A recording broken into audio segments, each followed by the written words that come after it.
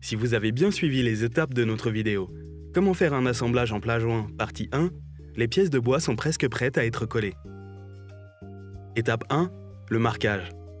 Servez-vous d'un crayon pour marquer un V en travers des deux pièces.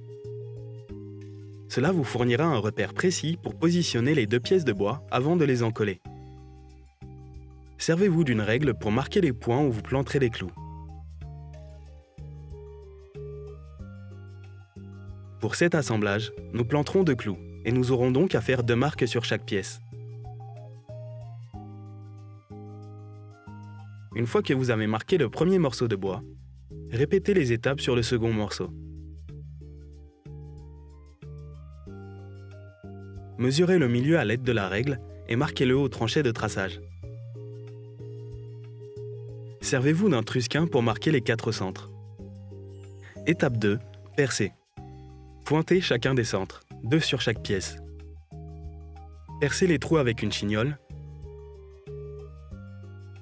La taille du foret doit être légèrement inférieure à celle du clou.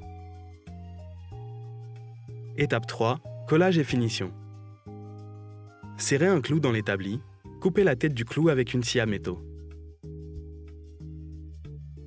Faites pareil avec le second clou. Encollez l'une des pièces de l'assemblage.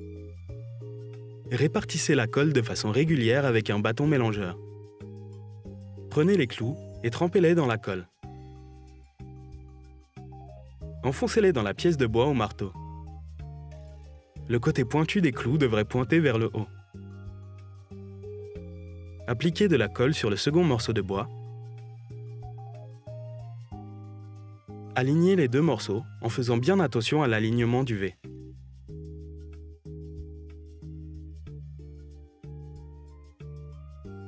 Tapez légèrement dessus à coups de marteau pour que les morceaux s'enclenchent parfaitement. Placez l'assemblage dans un serre-joint dormant. N'oubliez pas d'utiliser des chutes de bois pour protéger la surface du bois. Serrez les pièces assemblées. Serrez lentement le serre-joint dormant. Essuyez tout surplus de colle qui dépasse sur les côtés avec un morceau de bois et un chiffon.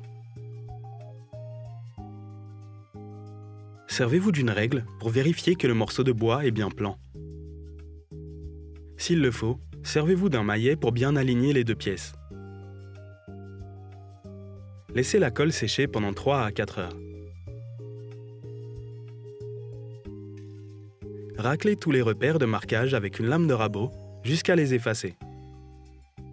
S'il y a un surplus de colle, vous pouvez le racler en même temps. Vous savez à présent comment faire un assemblage en plat joint.